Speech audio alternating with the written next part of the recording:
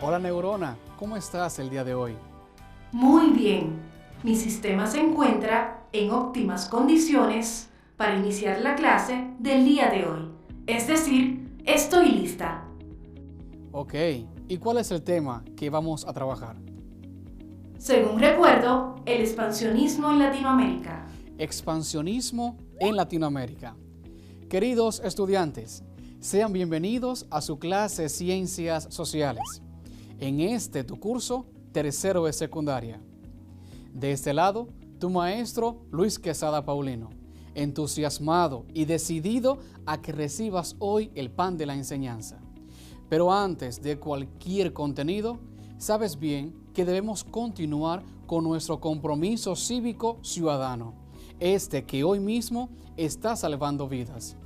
Por lo tanto, pasemos al siguiente material.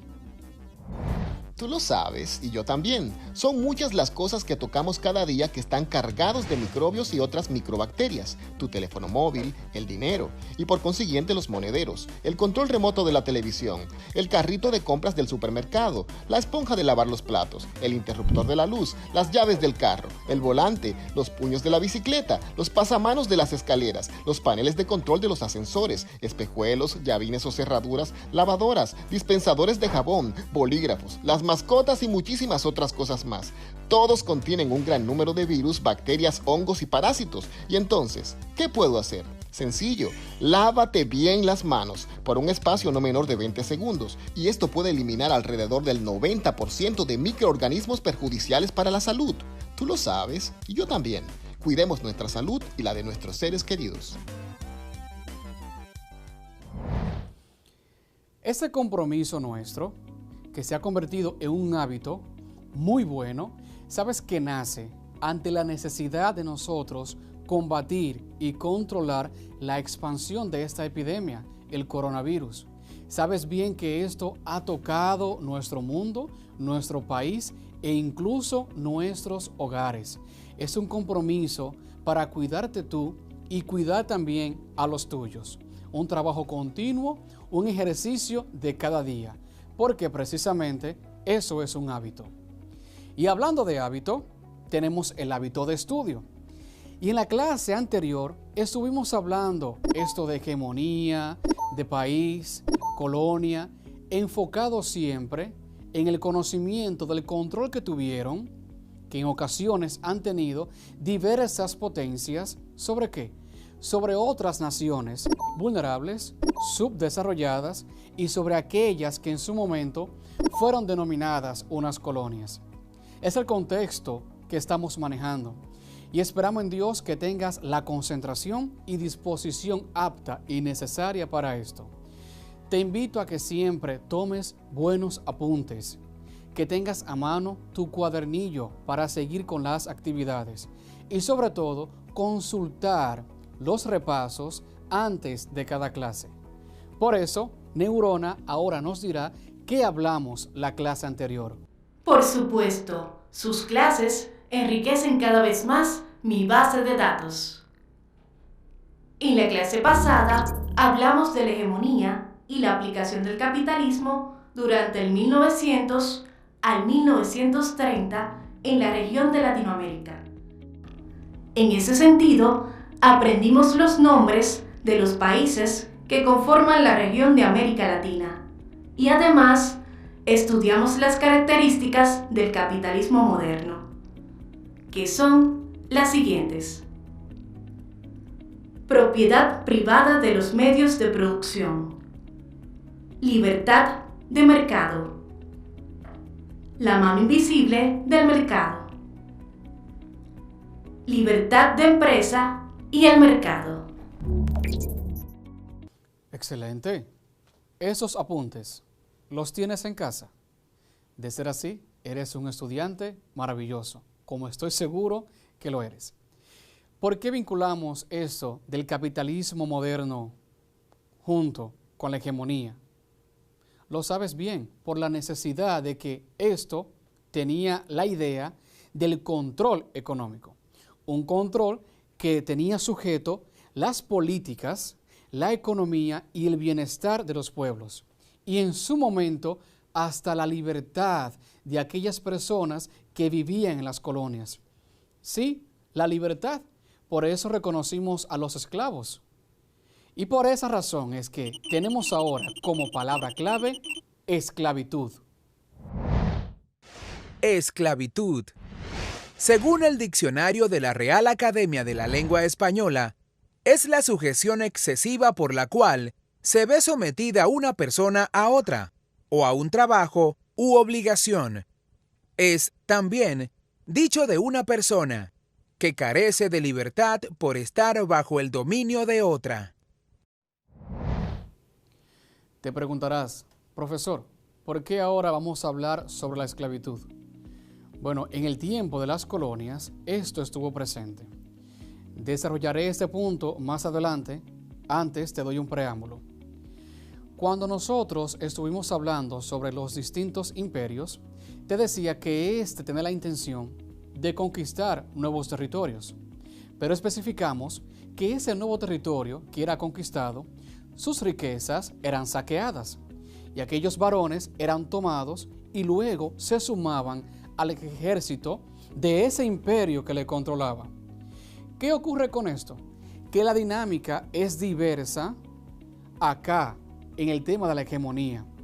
¿Por qué? Porque el control apuntaba a la parte económica. ¿Bien? Y ocurre también que aquellos territorios que fueron controlados y dominados y conquistados por parte, por ejemplo, del imperio persa, no se consideraba como una colonia, sino como una ciudad más que fue saqueada.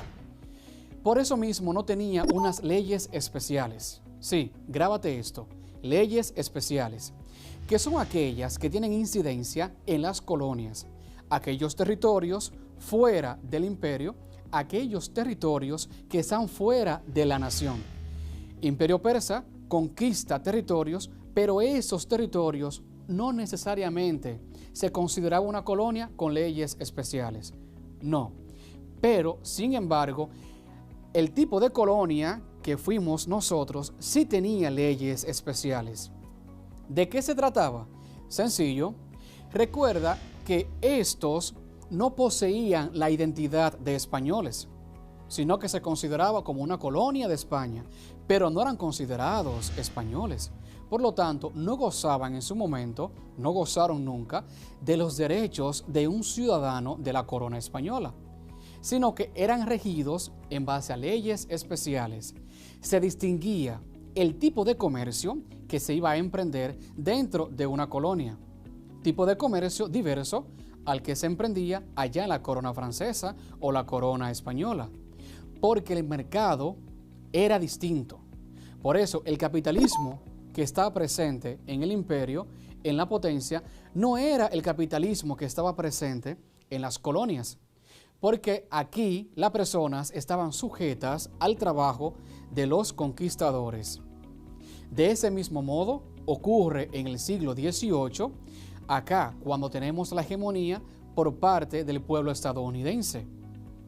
Cuando Estados Unidos tiene presencia de intervención en una nación independiente, ¿qué ocurre aquí? Que esta nación será regida en base a unos estatutos diversos, muy diferentes a quien le ha conquistado.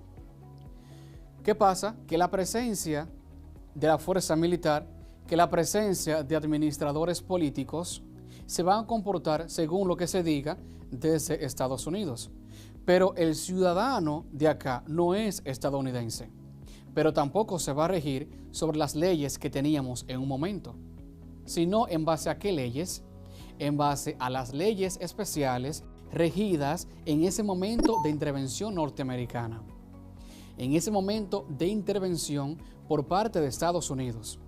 Por eso, aprende esto, las colonias no gozan en su totalidad de los derechos que tiene la nación que le conquista, sino que es gobernada, regida y controlada en base a leyes especiales, modificadas especialmente para el funcionamiento de esta, modificadas pensando ¿en qué? En que son colonia, no son un país, no son una nación independiente, son una colonia. Por lo tanto, las leyes que les regían eran diversas. Y esto tiene su parte en la historia, es decir, que no inicia al compás. Las colonias americanas no inician al compás de una colonia africana. ¿Tú sabes cuándo inicia este proceso de colonización? Buscando. Este proceso se inició a finales del siglo XV y culminó con las numerosas guerras de independencia americanas del siglo XVIII, que dieron origen a un conjunto de repúblicas autónomas, cuyo destino era convertirse en los actuales países americanos. Exacto. El proceso inicia acá, siglo XV, cuando viene Colón, en los años 1400. ¿Y qué ocurre con esto? Que la presencia de ello denota una ley diferente. Dicho sea de paso, aquí no había ley, solamente había costumbre. Había una norma espontánea del pueblo indígena, de los aborígenes que estaban aquí. Eso pasó allá en ese proceso. Pero un proceso diverso a esto, aquí damos un paso, un proceso diverso a esto es lo que ocurre con África en los años 1884, que en la conferencia de Berlín, las potencias europeas se dividieron el territorio africano. Recuerda que lo dijimos en una clase anterior. Literalmente, como tomar un pastel y dividir varias partes y cada quien toma una parte de ese pastel. Así ocurrió en la conferencia de Berlín. Se dividieron el territorio africano. ¿Qué ocurre con esto? Que el tipo de colonia que nace en África en ese momento es distinta a la colonia que fuimos nosotros. ¿Por qué? Por los avances industriales, por el conocimiento de colonización que ya se tenía y sobre todo por la intención de fondo. Se vio África como un espacio todavía no desarrollado, no explotado, que ya había sido descubierto, pero se vio vulnerable, dócil, con posibilidad de conquista. Y por eso estas potencias tienen presencia allá. Diverso a cuando vinieron aquí, que básicamente una ruta desconocida llegan y hacen un saqueo. Son intenciones diferentes. Pero ¿qué ocurre con esta nueva colonia africana? Que tienen similitud a nosotros que fuimos una colonia. Igual dependíamos de una potencia, igual teníamos el control en base a ¿qué? En base a una ley especial, una ley diversa a lo que el natural, el ciudadano de aquella potencia gozaba. Estamos nosotros, está la potencia que conquista el suelo africano. A todas estas, cada colonia depende de su conquistador. Pero sin embargo, hay un punto muy interesante. Cuando se divide África, resulta que tenemos la dificultad que cada uno de esos espacios tiene una cultura y un lenguaje diferente. Entonces, aquí no se tiene el control de que, bueno, el imperio que vino y conquistó se hablará ese idioma. No, sino que se continuó hablando ese idioma. Pero ¿dónde estuvo la dificultad? Que un espacio geográfico fue dividido en dos partes y cada uno fue tomado por una potencia diferente. Entonces hubo una fragmentación dentro de la cultura. ¿Hasta qué punto? Hasta que esas colonias alcanzaron por su proceso la independencia. Me surge una inquietud. Aparte de la española, ¿hubo otras colonias presentes? Claro, en ese proceso del que nosotros fuimos parte y luego África también fue parte, ¿qué ocurre? Está presente el Imperio Portugués, la corona francesa, la corona británica. Luego en su momento, Alemania también tuvo la intención de conquistar nuevos territorios. Japón también tuvo la intención de conquistar nuevos terrenos, que en su momento esta fue parte de la causa que desató la Primera Guerra Mundial. Ese deseo de conquista de nuevos territorios, de nuevos espacios geográficos. Entonces, para conocer más sobre estas colonias y el espacio geográfico donde le conquistaron los imperios, las potencias, pasemos a conocer la siguiente información. A continuación, algunas de las colonias británicas, francesas, portuguesas y holandesas. Colonias francesas: Canadá, Luisiana, Saint-Domingue, Guyana Francesa, Marruecos, Congo, Guinea Francesa. Colonias británicas: Nueva Escocia, Barbados, Jamaica, Islas Malvinas, Nueva Zelanda, Singapur, Nigeria. Colonias del Imperio Portugués: Brasil, Bombay, Angola, Somalia, Mozambique. Colonias holandesas: Taiwán, Ceilán neerlandés, Dejima, Colonia de Curazao y Dependencias, Nueva Ámsterdam, Bengala neerlandesa, Negapat-Mam. Como pudiste darte cuenta, no todas las colonias fueron conquistadas en el mismo espacio geográfico por el mismo imperio, ni por la misma potencia. Un dato muy interesante, ¿eh? Profesor, tengo a Joshua Bencosme, que desde Moca quiere saber quién protegía las colonias de esos imperios que le conquistaban. Querido Joshua, sucede lo siguiente. En el tiempo que nos colonizaron a nosotros, en ese momento nadie nos protegía, ¿ok? Porque ganaba quien tenía más fuerza y mayor poder. Pero actualmente sabes bien que ya tenemos la Declaración de los Derechos Humanos y tenemos múltiples organismos internacionales que velan y custodian el bienestar de cada potencia y de cada nación. Así que actualmente ellos son quienes velan por eso. Que parte de esto fue lo que dio chance y oportunidad a que la fuerza estadounidense no continuara, no tuviera más presencia en las naciones que ya éramos independientes para los años 1900. Por ejemplo, ese es un asunto interesante el que has preguntado. ¿Alguien más?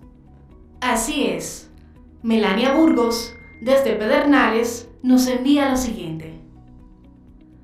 ¿Es cierto que las colonias tienen leyes especiales? Sí, así como te dije ahorita, tienen leyes especiales.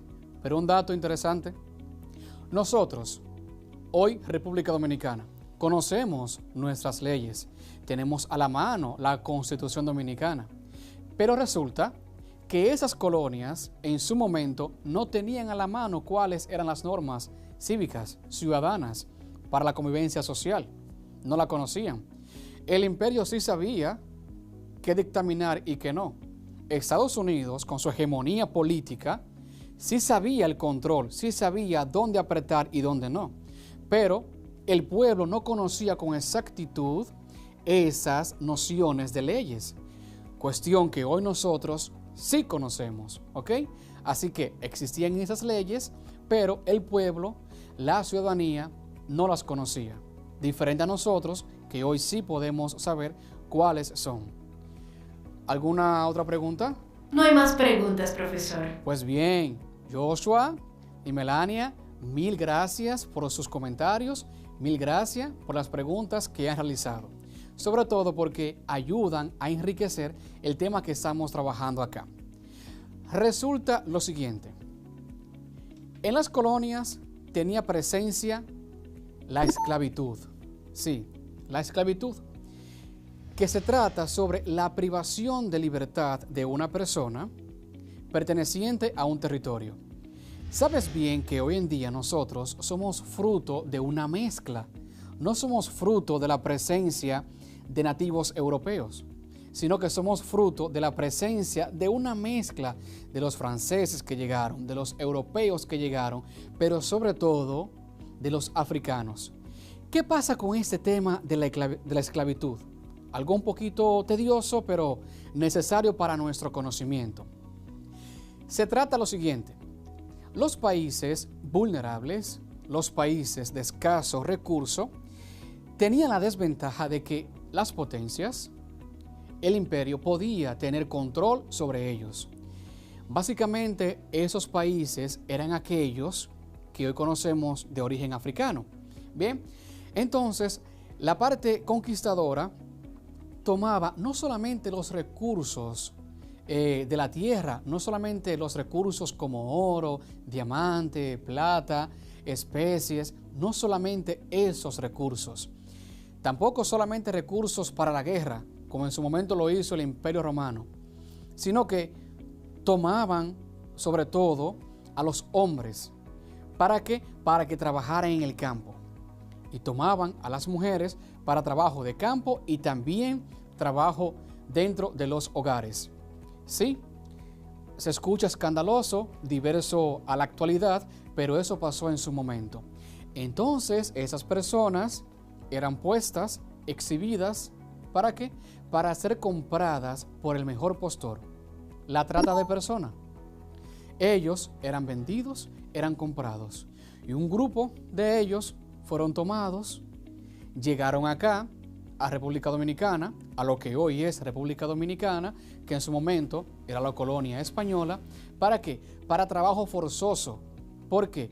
Porque la mano de obra por parte de los aborígenes, de quienes estaban aquí, ya era escasa por temas de fatiga, de cansancio, de enfermedades, hasta de hambre, de sometimiento laboral.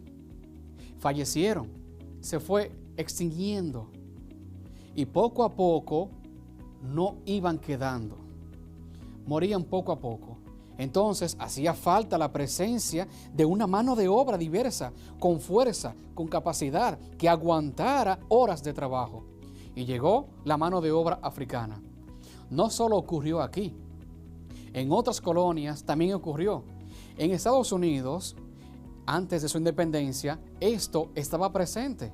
Por eso, el presidente actual de Estados Unidos hoy quiere reconocer la figura del esclavo dentro de la historia norteamericana, hasta el punto que quieren situar a una mujer dentro de un billete, de una papeleta estadounidense, porque se debe reconocer la presencia de ellos como parte de la historia. Entonces, ese sometimiento, esa privación de libertad hacia esas personas, se hacía por quien más tenía dinero. Y resulta algo muy interesante, aunque preocupante, pero interesante. Si nacía un hijo de una esclava, pregunta, ¿era libre o era esclavo? Era esclavo. Y si ese niño, por ejemplo, que nació, es esclavo, ¿tú crees que se iba a casar con una mujer libre? No. Entonces, de ese modo, la población de esclavos continúa en aumento, hasta el punto en el que ellos mismos se pudo, en algún momento en la historia, comprar su libertad. O también, en un punto de la historia, llegó la abolición de la esclavitud. Llegó el momento en el que ya no estaba presente la esclavitud. Pero esto estuvo ahí, esto estuvo presente, ¿ok? Sobre esto de la esclavitud, ¿conoces algo? Esta información me resulta muy interesante y a raíz de esto me surge otra inquietud. ¿Está permitida hoy en día la esclavitud? Para nada, para nada. La trata de personas hoy en día no está permitido. Se ha reconocido a lo largo de la historia de la humanidad que este sometimiento está en contra de la dignidad humana. Por eso hoy se debe valorar a cualquier persona por encima de su clase social, por encima de su estatus, conocimiento, capacidad económica, capacidad intelectual, como sea. Cada persona debe ser tratada con el mismo respeto, con el mismo valor, independientemente del espacio geográfico de ese bello mundo en el que se encuentre. independientemente de su estatus social. Ante los ojos de Dios, en la humanidad, todos somos iguales. Todos somos iguales, ¿ok? Por eso, hoy en día, no está permitida la esclavitud. Ya no está permitida. ¿Bien? Yo espero que vayamos comprendiendo este contenido. Recuerda la frase que te dije de David Hume, de que la historia debe ser interesante, veraz. Esto de historia a veces es un poquito quizás cansón porque es repasar el pasado, valga la redundancia de la palabra, pero sobre todo, es una manera de entender la historia de la humanidad, ¿ok?